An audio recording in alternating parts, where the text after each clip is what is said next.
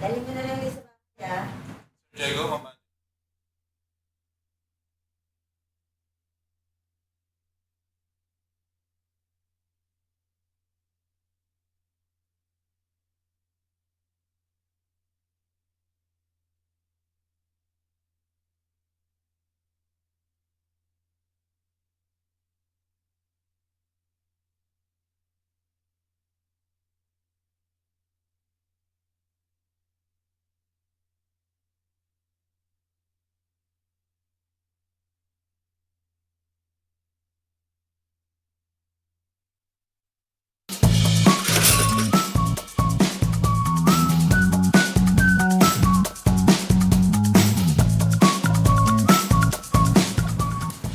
Good morning! I'm Angelo Castro III. I'm Angela and we are the Castros. Happy Monday sa lahat Happy ng viewers Monday! natin. Oo, traffic na ba mga ka-brunch, di ba? Oh, pero tayo going here, it's not really that traffic. Although meron pa rin. An hour and 10 minutes, pero Oo. on a regular day, that's not traffic naman. May strike kasi din ngayon eh. Transport Tapos, strike, day 1 of the transport strike. Others naman, naka-online class. Oo. Pero mamaya pag-usapan natin. Anyway, dalawang grupo lang naman na nag-strike ngayon eh. Okay, we're serving you news in a countdown. All that before your second cup of coffee. This is Brunch.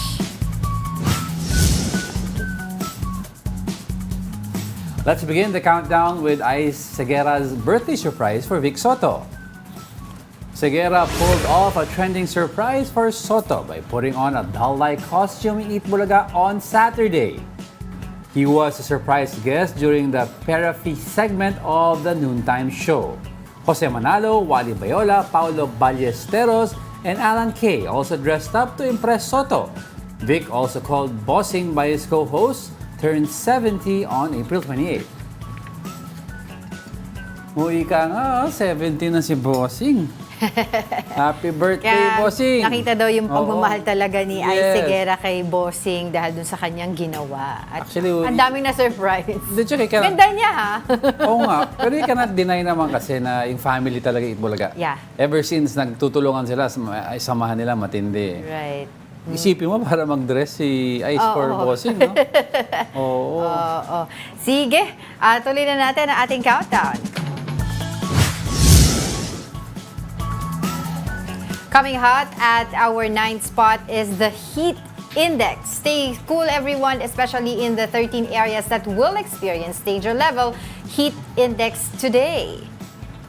Now, based on Pag-asa's forecast, Dagupan City will sizzle the most today with 45 degrees Celsius. It is followed by Puerto Princesa in Palawan with 44 degrees Celsius and Apari, Cagayan with 43 degrees Celsius. Some parts of the country will experience 42 degrees Celsius of heat index, including Pasay in Metro Manila.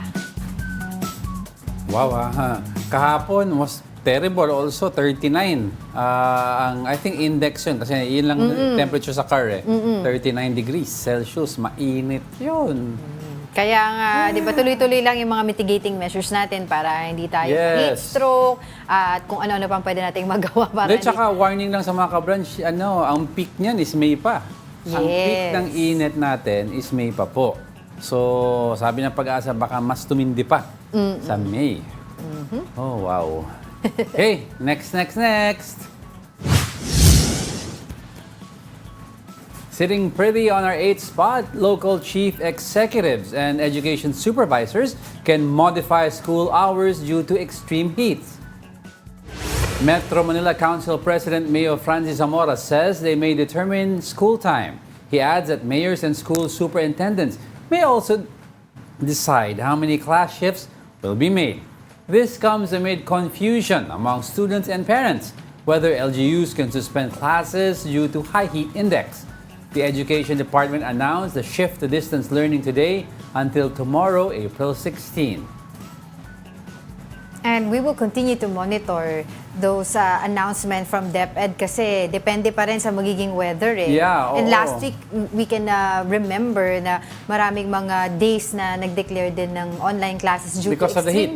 Extreme heat. Hindi kaya eh. Hindi talaga kaya. So, Oo. others naman, syempre, they're very worried. Parang, kasi before, nagsususpend lang tayo ng klase pag weather ang dahilan kapag malakas ang ulan, Yeah. mga bagyo. Ngayon, kasama na yung extreme heat. Kaya di ba naglalabas na sila ngayon ng mga warnings din kung gaano kainit, yun yung mga po Yeah. pwede nating mag-declare ng online classes. Pero ang difference ata this time kasi, pag heat, distance learning ang ginagawa nila. Yes. Pag bagyo, isususpend pa rin. Suspend talaga kasi Oo. may mga areas na talagang yung mga estudyante and the teaching personnel as well affected ng mga baha, di ba, Yes. pag-evacuate ng kanila mga areas. Eh yung ano kasi, yung extreme heat, kailangan kasi pag nagde-distance learning, yung students nasa school.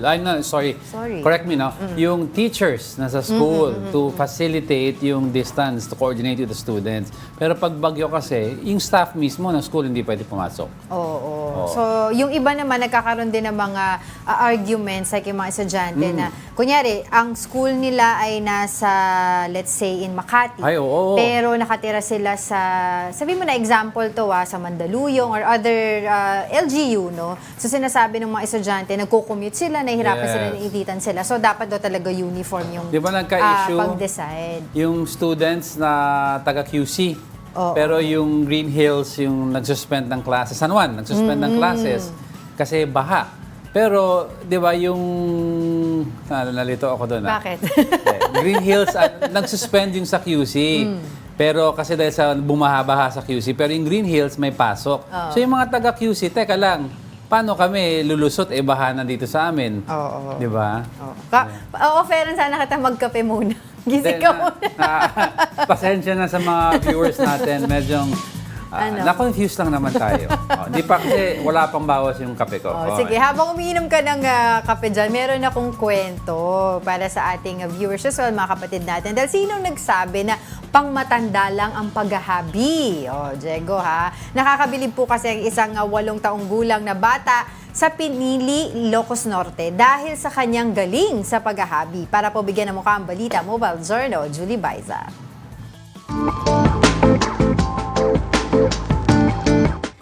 Isa ang paghahabi sa pagpapakita ng mayamang kultura ng isang bansa o komunidad. Sa Pinili, Ilocos Norte, isang 8 taong gulang na bata ang nagpapakita ng galing sa paghahabi.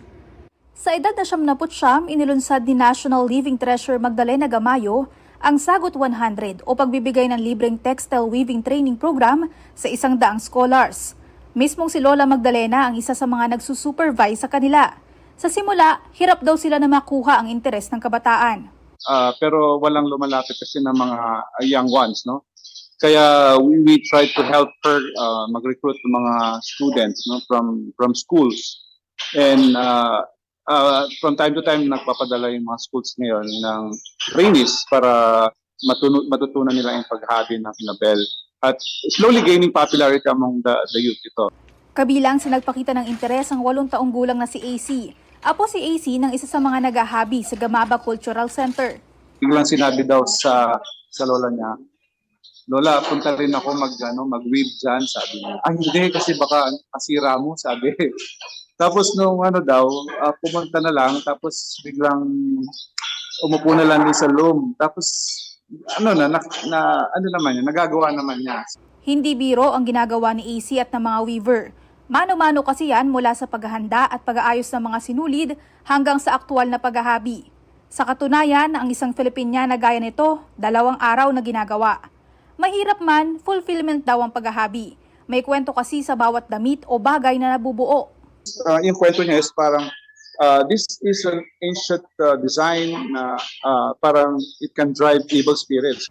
At kahit lakas at pawis ang puhunan, ang sabi ni AC, gusto raw niyang maging professional weaver o maghahabi. Yan, sa Ilocano sabi niya mga bata, sabi daw kayo mag-weave. Ang mag-iisang 100 taong gulang na si Lola Magdalena at ang 8 taong gulang na si AC ang patunay na ang pagpapamalas ng talento at pagiging proud sa ating kultura, walang pinipiling edad at estado. Mobile Journal Julie Baiza po, hatid ang mukha ng balita. Naalala ko, may ginawa kang show dati na pinitsure mo. Story si Lola Chowie. The oldest weaver naman in the north. Ito kasing weaver ata 100 years old ang pinakita dito. It's nice to see it because yung art ng paghahabi, the traditional way of making it, hindi nawawala. Kasi, na ipapasa sa generation. Kasi may mga nagsisimula na daw in certain areas in the north na makina na ang ginagamit. Hindi yung traditional machine pero yung mass-producing machine. So, sabi mo nga noon, may mga certain designers na are still ordering from the actual ones na mga matatanda na gahabi. Yung original. Tsaka naman sa umpisa parang matatakot ka lang pag mabilis yung pagganon yung sa habi. Pero pag nakuha mo yung sistema, madali na lang siya. Nasubukan ko yung before Nakaka din. Tapos hindi mo mamalayan yung oras, medyo malaki-laki na pala yung nagawa mo. Tsaka maganda sa yung mga traditional way of paghahabi, yung value niya, yung kaya medyo mahal. Yung value niya kasi is pinaghirapan ng paghahabi. Hindi lang naman yung yan yung mga hindi mo dapat tinatawaran. Kaya di man tayo tumatawad sa mga habi na yan. Okay, sige. Let's continue our countdown. Alright. Okay. The Department of Health and the Manila Health Department launched a month-long vaccination drive for polio. Simula raw kasi nang magka-pandemya, dumami ang mga batang hindi na bakunahan. To get more information about this, we have mobile journalist Merimon Reyes. Hi Angela. Ngayon nga yung unang araw nito, month-long na Chikiting Ligtas. Ito yung nationwide na libreng pagpapabakuna laban sa polio nga ng DOH in coordination sa mga local health departments. At yun nga, nabanggit nyo na rin kanina na dahil nga nagkaroon ng pandemic, na-compromise ang face-to-face engagements at nag-shift nga yung priorities natin pagdating sa healthcare. So may mga bakuna, may mga nakaligtaan o nalaktawan na bakuna ang mga bata. Lalo-lalo ngayon na may mga lumalabas na sakit na prone sila. At dagdag protection nito, doon nga sa pertussis, sa measles, saka sa flu at iba pang mga sakit. At habang yung duration nito ang pagpapabakuna, meron silang modified post or yung simultaneous na vaccination activity. So halimbawa, ngayon, meron dito sa health center, pupunta rin yung iba sa mga daycare, sa local daycares. At kapag hindi naman pa naabutan pa yung population natin na target, magkakaroon din ng house to house. Kasi nga baka yung mga magulang o yung guardians nga ng mga batang ito ay busy o hindi po makapunta dito. Nako. Merimon! Pakiayos natin yung signal. Kailangan ng bakuna signal. Merimon? Sige. Paayos muna natin yung signal para mas maganda yung pagsabi ng balita ni Merimon sa atin. Kasi it's very important na malaman natin kung ano yung mga kumbaga proseso, di ba? Nung pagpapabakuna dyan actually pwede magpapa-avail nito. And lahat ba ng barangay center may specific, di ba? Yes. Pero it's good to know that they're doing this kasi nga, di ba nabanggit nga ni Asik Domingo ng DOH before sa atin na medyo natigil nga yung mga house-to-house ng local LGUs sa mga kababayan natin during the pandemic. That's why we've seen several cases arising from yung mga different mga diseases. Like ito nga yung pertussis, tapos ngayon, let's see kung meron ba din rise ng cases sa polio in different areas in our country. Ready na ba si Merimon? Merimon? Go! Merimon! Tuloy mo yan. Hello, Angelo. Perfect. Kasi na medyo ano lang dito yung signal natin. Pero yun nga, habang yung duration nitong month-long na pagpapabakuna, meron silang simultaneous activities yung sa immunization and vaccination. Tawag nga nila dito yung hindi fixed yung post nila. So for example, dito ngayon sa health center, may mga binabakunahan na ng mga bata. Pero yung mga iba rin na nurses natin dito, pupunta rin sa mga local daycares. At pag hindi naman nila naabot yung mga bata na hinahabol ngayon, pwede rin silang mag-house to house kasi nga baka yung mga magulang, yung guardians nila, busy, hindi na makapunta dito sa pasilidad. Pero yung vaccines natin ng polio ngayon ay drops lang. Hindi siya muna ngayon yung ini-inject.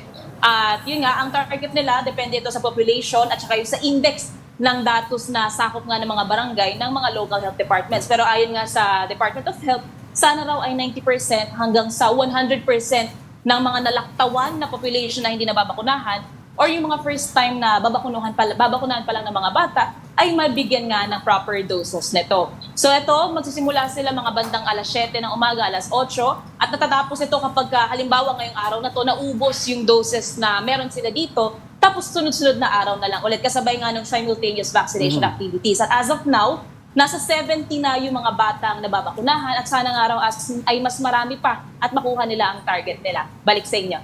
Mary Mon, tanong ko lang itong polio vaccination drive, meron ba tayong mga naitatalang cases ngayon dyan sa Maynila? That's why, kasi parang puspusan nga ang DOH sa vaccination ng mga bata.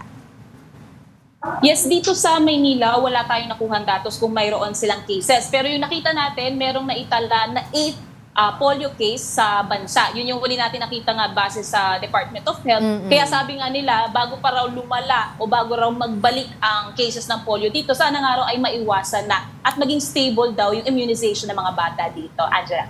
Linawin lang natin para dun sa mga nanonood sa atin. Ilang taon na mga bata yung pwedeng pumunta dyan para sa polio vaccination?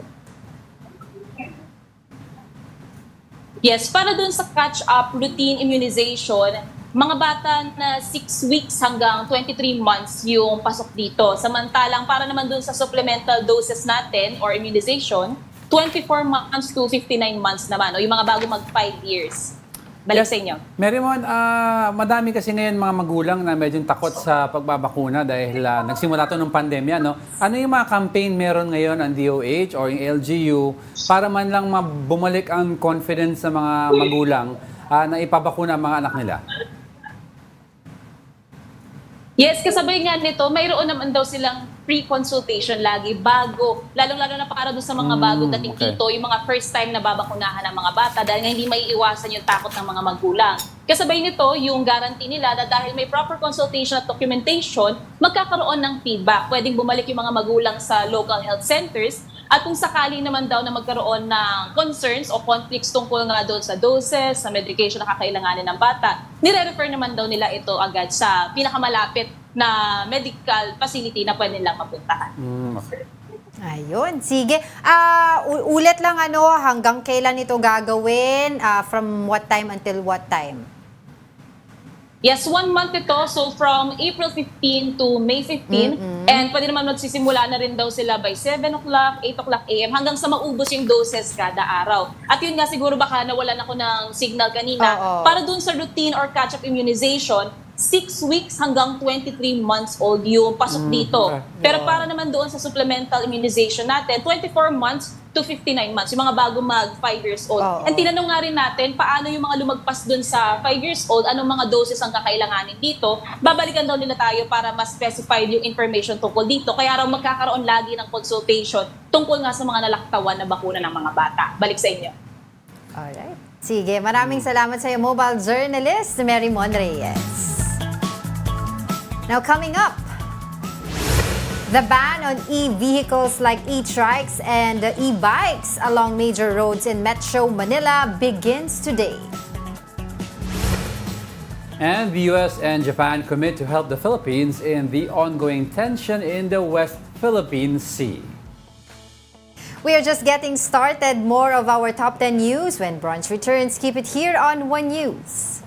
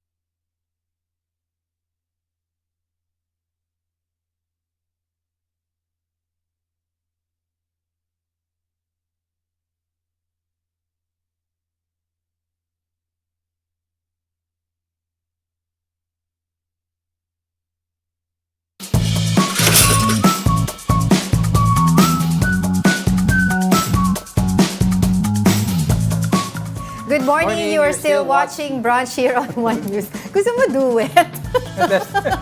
Talagang wala ako sa ano ngayon.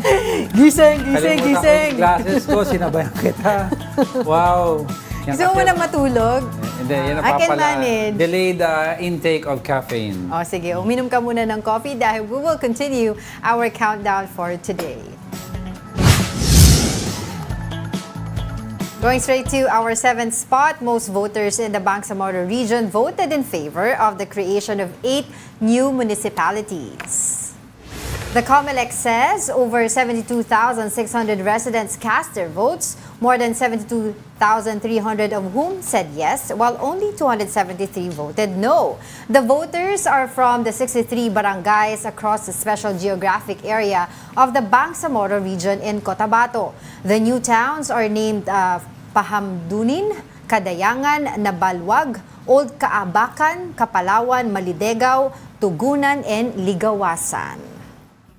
So those are the 8 municipalities that were... Wala naman pong mga reklamo or complaints with regards to the plebiscite. Nagpapasalamat nga po sila dahil nagkaroon ng plebiscite na gano'n. Hindi naging hadlang yung init ng panahon sa pagbuto nila.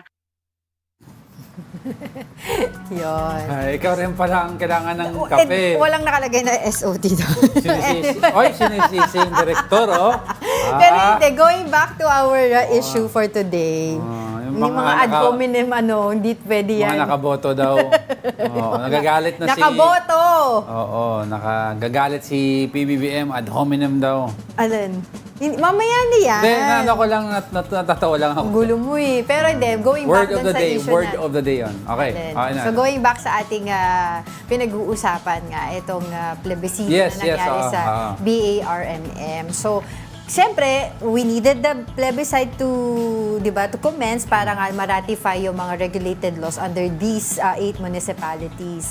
And congratulations dahil wala naman na italang Peacefully mga na nairaos ang plebiscite. Oo. So yung BARMM was tasked to provide funds Yes. dito sa 8 municipalities na to, 2.5 if I'm not mistaken 2.5 million no mo. Yun ang kanilang ipoprovide dito sa mga 8 municipalities na ito, and they will do this until makakolekta na itong mga municipalities na to from the national tax allotment. Yeah, yung sarili nilang tax collection. Yes. Pero they need that money kasi to stimulate the local economy. Yes. Pag nag-stimulate yan, for sure naman, pag magkaroon ng mga businesses, May kanya-kanya na infrastructure, di ba? Ayan na. May sarili income na. Yeah, BARMM will stop na yung pag-alat ng 2.5. Yes. Until then, pero yun muna yung gagawin nila, 'di ba? And marami naman na nag-vote ng yes. So, yun talagang nakita natin yung mandato na gusto nila ito gawin. Oo, kasi that's progress for them. By saying yes, that's progress for them. Stimulus yun eh. All these little municipalities, di ba, may chance na mag-elevate yung status. Exactly. Kasi may third class, second class, di ba, syempre gusto nila umangat.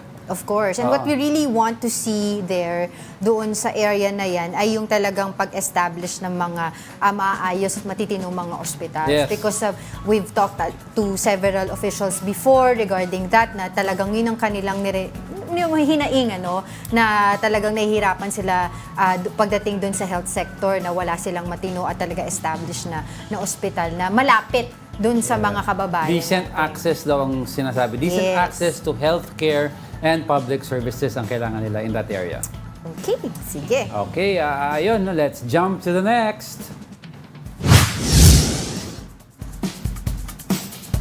Heating up on the 6th spot is the pothole that formed in Pasay City. A portion of Sales Road is temporarily closed to the public after authorities discovered a pothole. The pothole gradually collapsed along Sales Road near Villamor Air Base's Gate 3. MMDA reported the pothole grew to an estimated 3 meters in width and 3 meters in depth. The agency suspected the pothole could have been caused by a leak from its pipeline that drenched and softened the soil. MMDA also clarified that it is not a sinkhole because it is not a natural phenomenon. Diba kasi It's not a natural phenomenon, gawa ng tao yun. So parang may mga tao sa ilalim na naghukay. Hindi, siguro alam ko feeling joke ko, lang yan. oo nga, Pero Kasi ang dami, nung una nangyari yan yesterday, pinakita mo sa akin, syempre ang dami ng haka-haka ng mga tao. Sinkhole, di ba? Kasi you see that a lot in Japan and in the US na on its own nagko-collapse. But syempre, may mga kanya-kanyang reason ba't nagko-collapse.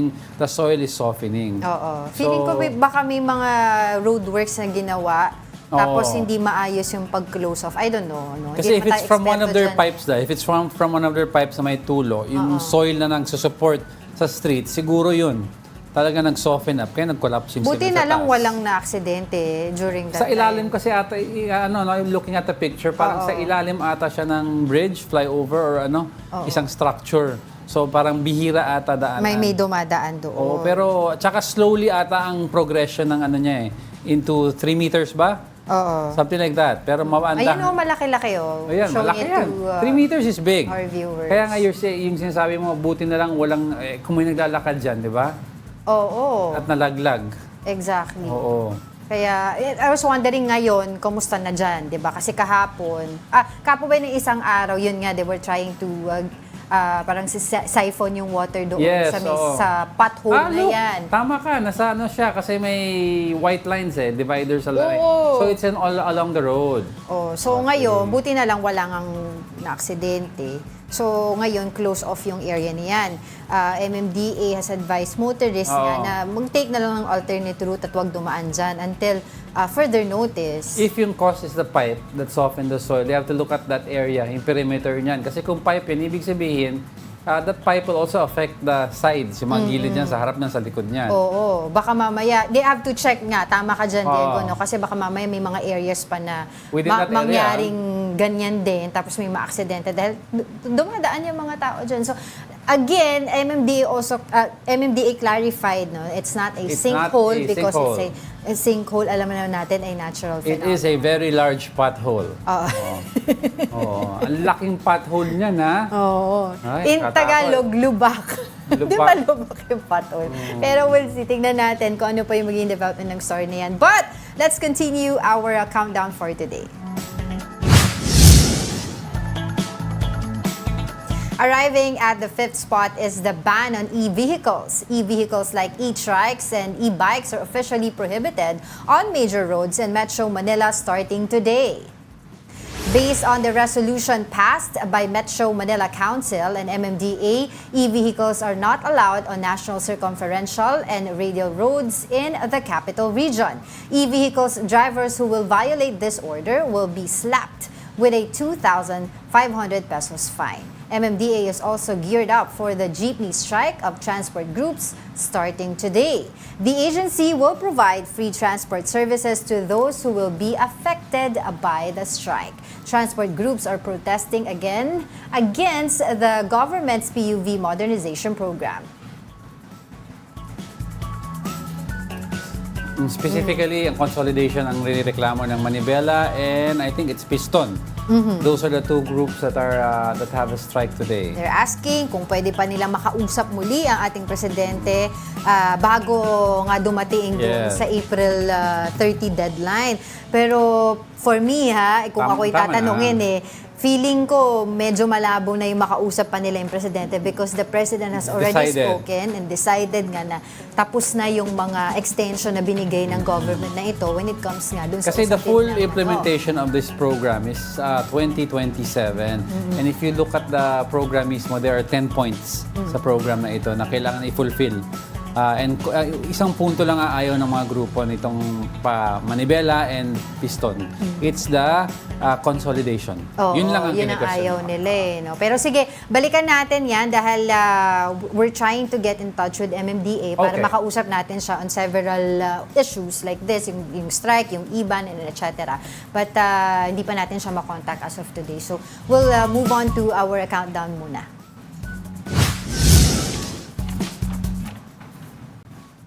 Toasting on our top 4, some developments abroad. Iran launches hundreds of missiles and drones against Israel. Here's the report.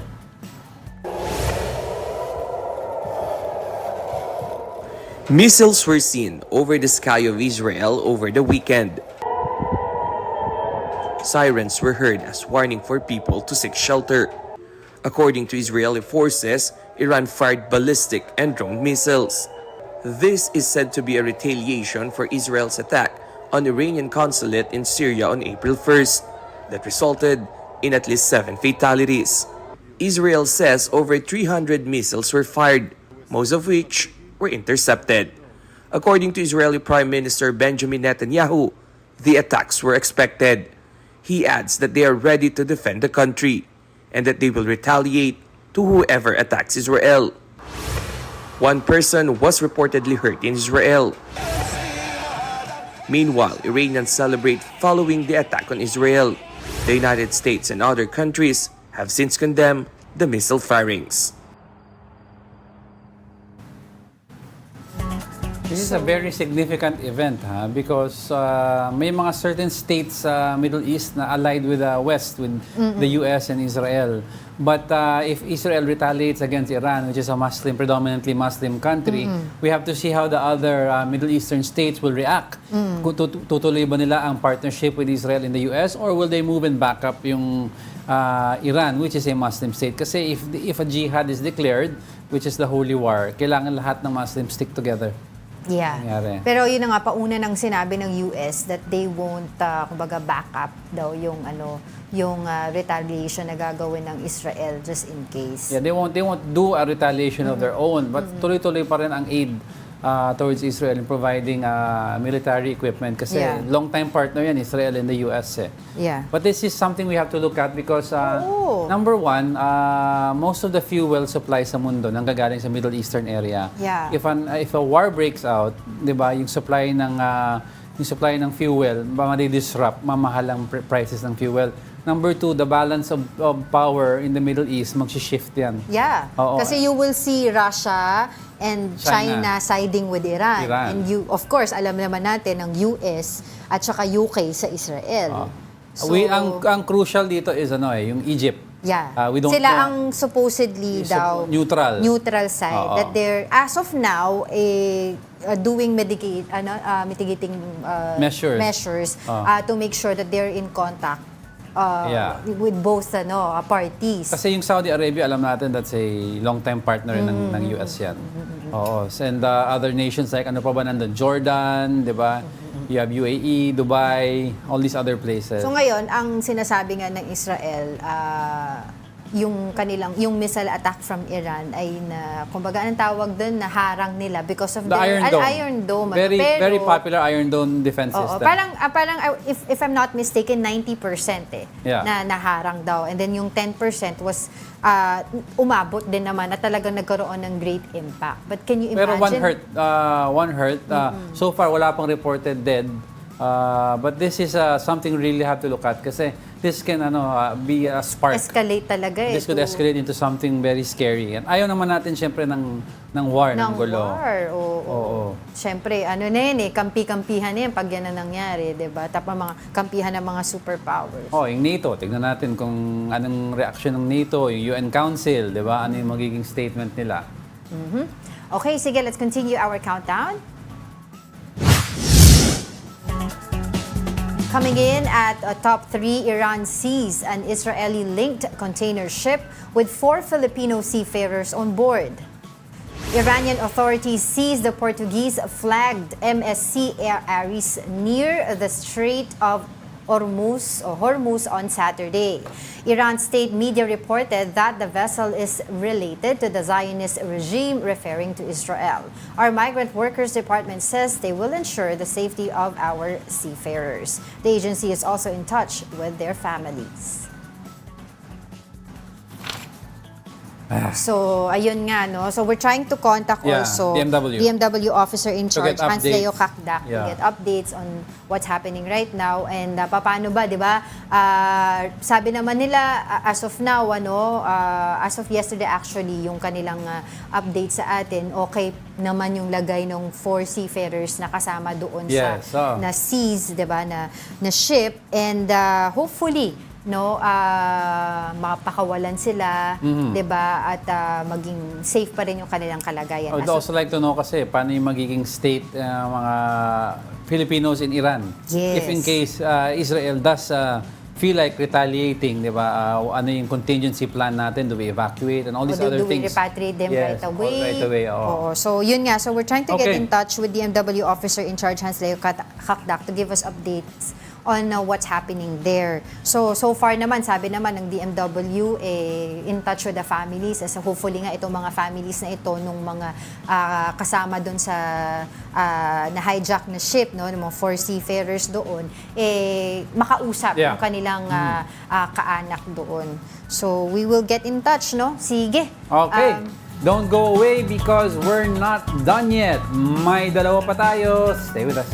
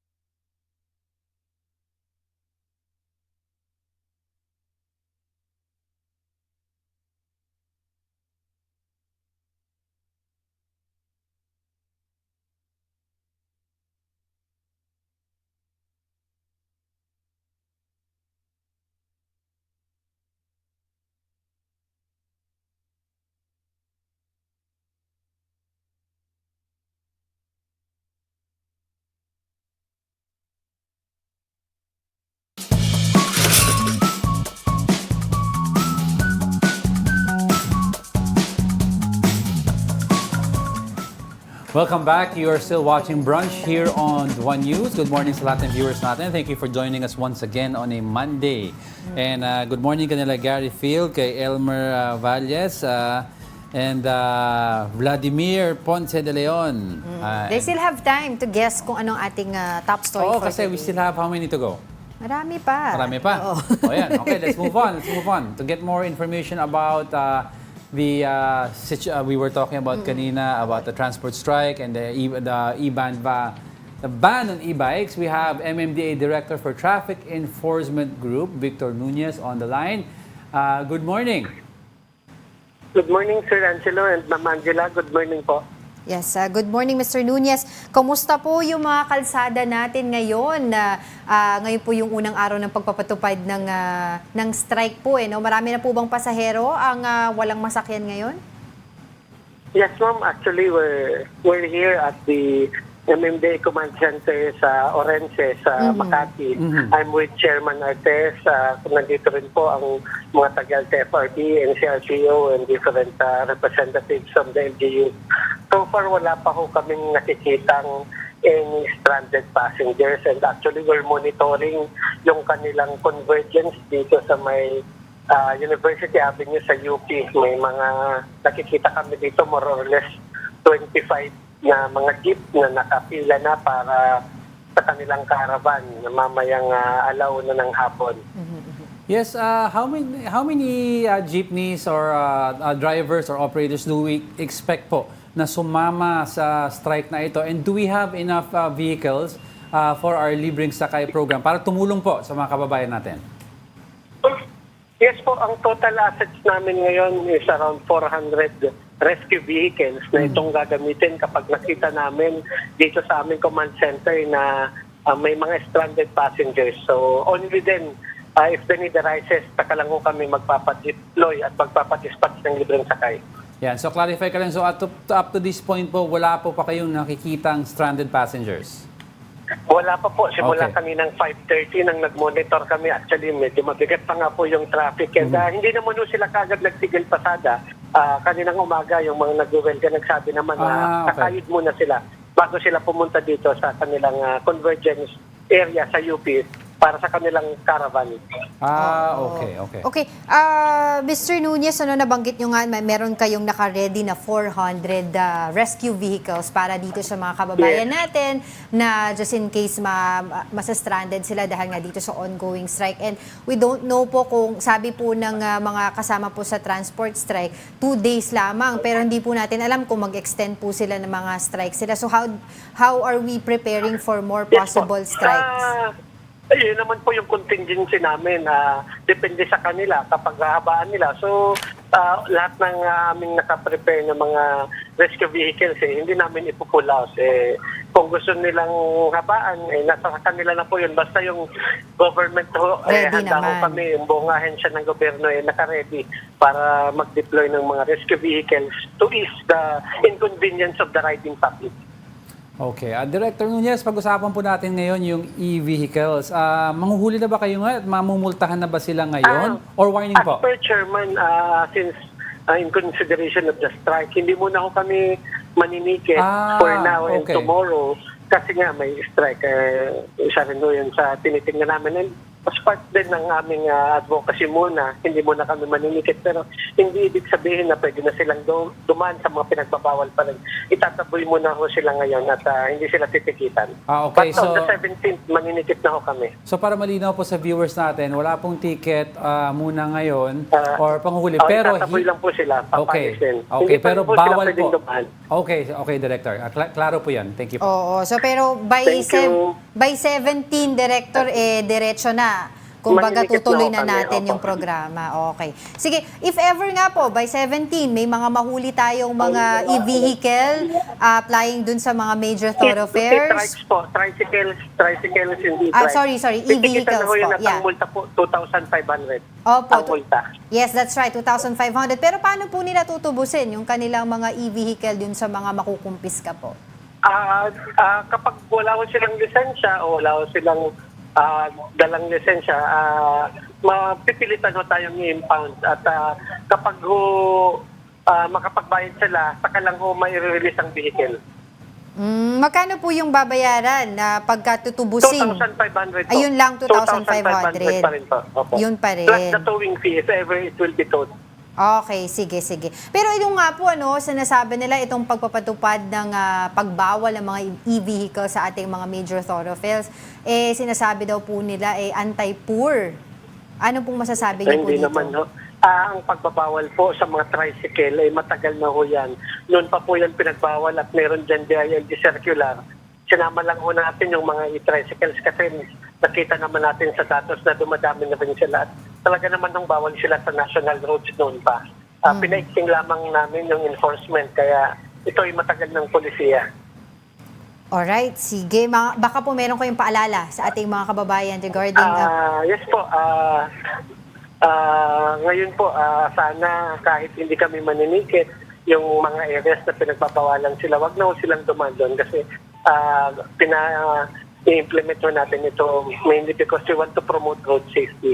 Kasi marami na hong na-aksidente, na-disgrasya ng mga e-tricycle sa mga pangunahing lansangan. Nakakaawa naman po kapag sila ay mabiktima pa nito. Right. Okay, thank you, MMDA Director for Traffic Thank you very much po. Enforcement. Salamat. Thank you, Victor Nunez. Hello? Okay. Okay, let's hop on to our top 2.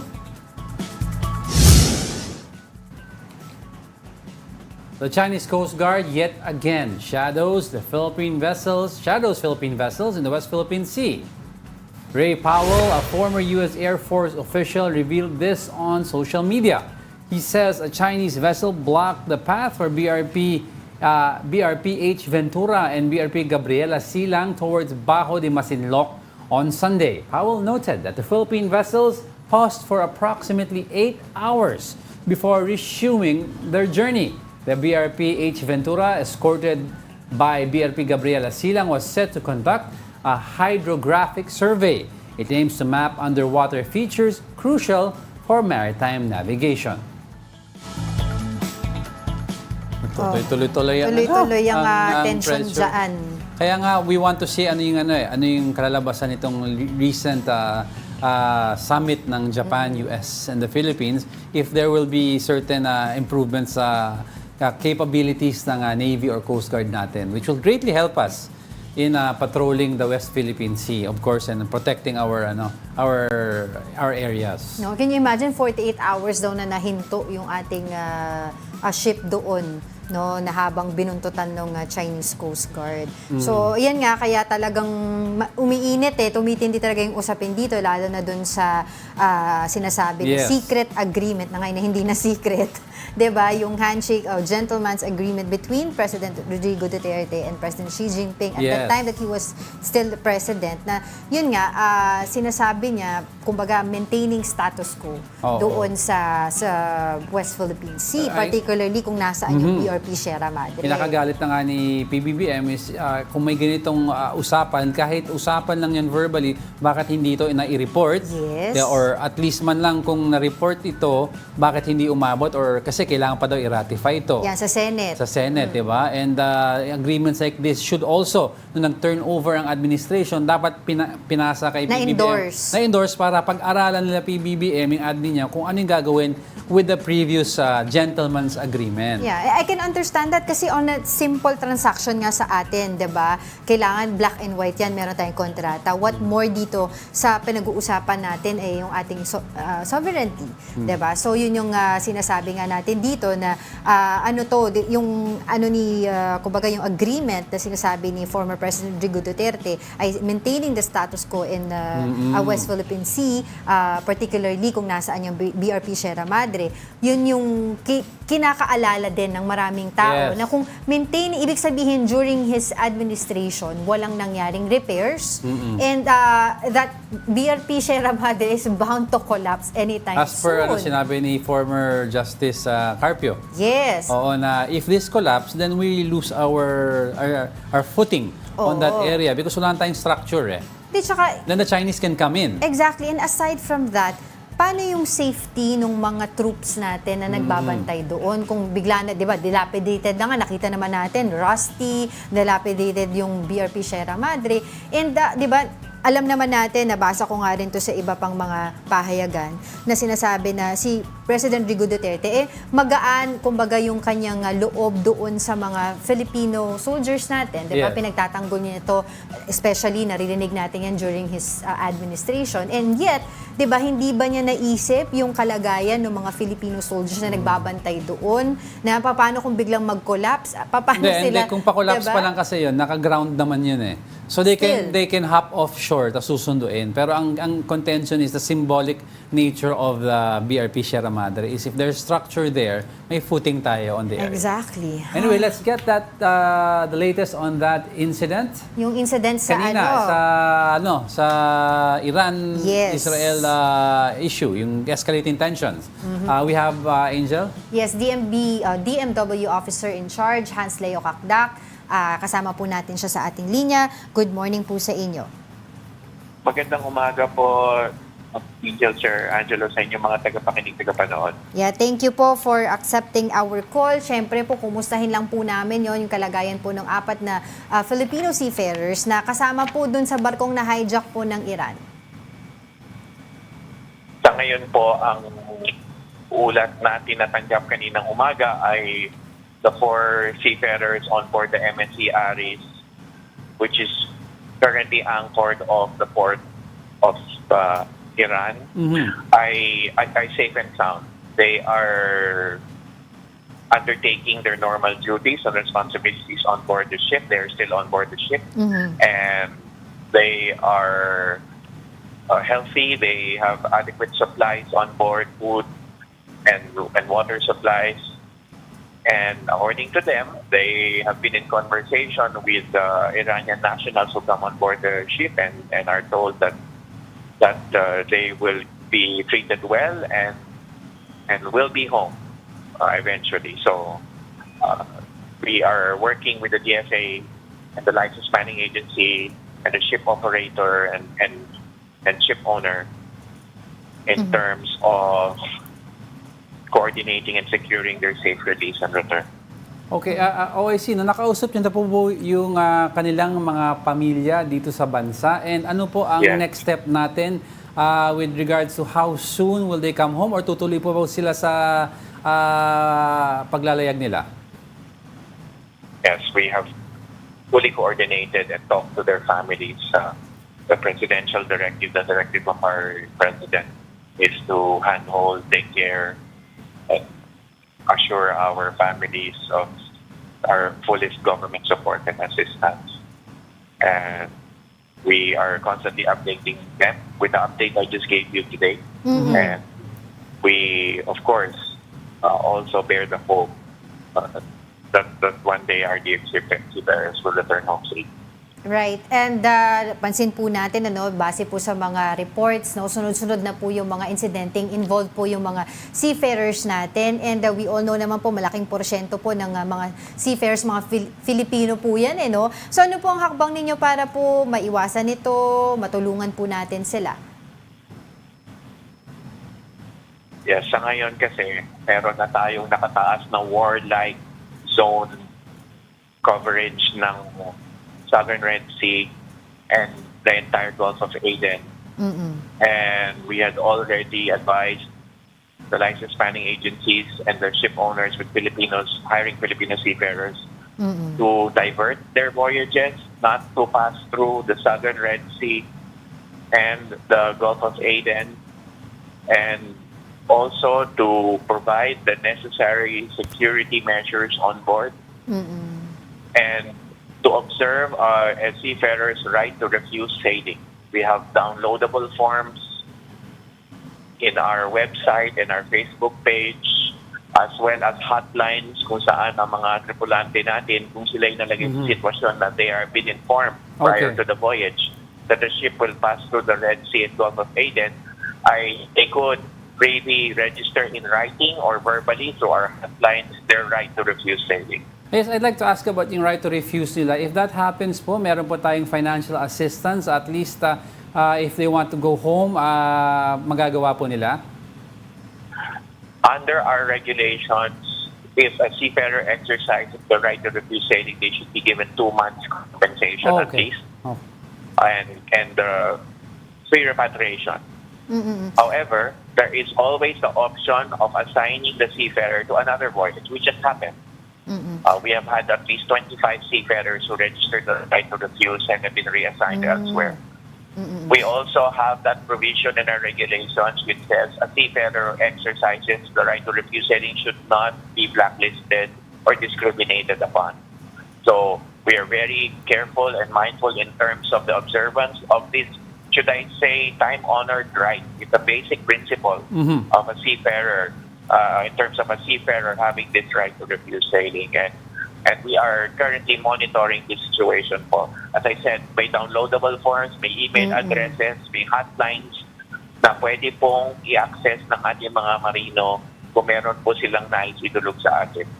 Apo. Just to expound that issue po, OIC, kasi yung escalating tensions between Israel and Iran, ito nga po yung recent pag-atake ng Iran po, meron na po ba tayong iniisip na mga preventive, kumbaga repatriation po sa ating mga kababayan within that area?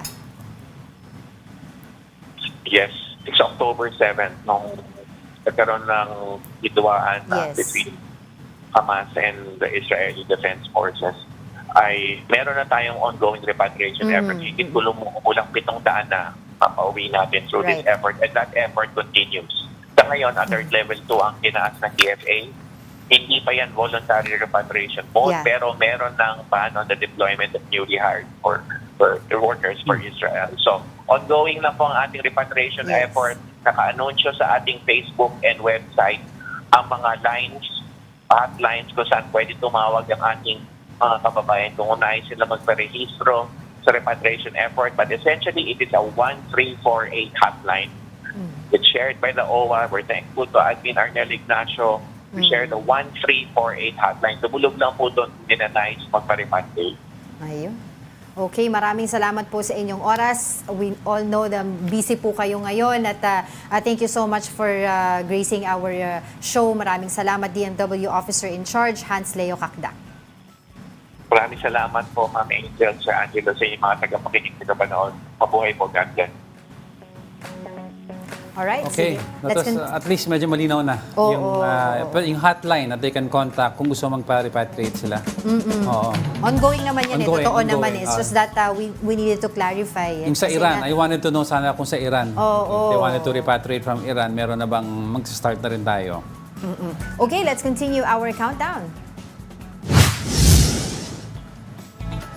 And our top story for today is the Trilateral Summit last week. President Marcos reported that the U.S. and Japan committed themselves in helping the country in the ongoing tension in the West Philippine Sea. But his sister, Senator Amy Marcos, raised concerns about this. Here's the report. President Bongbong Marcos was back in the Philippines at around 3 a.m. yesterday after attending the first Trilateral Summit with the U.S. and Japan in Washington, D.C. In his arrival speech, the president said that he talked to U.S. President Joe Biden and Japanese Prime Minister Fumio Kishida about the tension in the West Philippine Sea. I took the opportunity to update President Biden and Prime Minister Kishida on the latest developments in the South China Sea, including the recent incident at a Yungin show. The three leaders vowed to help each other in instilling peace in the Indo-Pacific region. We explored ways of enhancing our cooperation in a number of areas of mutual concern, including in enhancing economic resilience and security, promoting inclusive growth and development, addressing climate change, and maritime cooperation. International research organization Stratbase said the Trilateral Summit is integral for the Philippines amid the disputes in the West Philippine Sea. But for presidential sister Senator Amy Marcos, huwag tayo masyadong kakampi sa mga Amerikano kahit napipikon tayo sa incheck dahil wala naman tayong kaaway at hindi tayo mga handa makipag-away. Aside from the territorial issue, the U.S. and Japan expressed commitment to support the country's infrastructure and digital connectivity sector. The two countries also vowed to help in training Filipinos in the semiconductor and energy industries. In the meantime, the Philippines is preparing to host the 6th Indo-Pacific Business Forum on May 21. Over 500 senior business executives and government officials are expected to attend the forum, and the government is hoping it will bring more investments and job opportunities for the Filipinos. So we talked about this kanina. It's also nice to partner up and strengthen yung Japanese with our Japanese counterparts because they're still an economic superpower. And So we can yun get more trade agreements with them. If ever magkagulo ng tuloy-tuloy with China, compensate man yung mga walang income. Puts us in a better position to negotiate. Exactly. At ito yung nangyaring US Trilateral, yung Trilateral Summit between US, Japan, and Philippines. Kumbaga, yung significance ito will be our position in the the following years di ba? Long-term position Long-term natin. position. Oo, when it comes to economic, political, and yung mga awayan sa teritoryo. Okay, and with that, I'd like to leave you with a quote that will hopefully make your week easier. Take chances, make mistakes. That's how you grow. Pain nourishes your courage. You have to fail in order to practice being brave. Mary Tyler Moore. You have to fail in order to practice being brave. Try and try Try and until try. you succeed. And that wraps up today's episode of Brunch. Join us again tomorrow. I'm Angela Lagunzad Castro. And I am Angelo Castro III. Definitely you are Castro. Definitely. Kasi kanina hindi ako sure nung umaga. We are one news. All sides, all the time.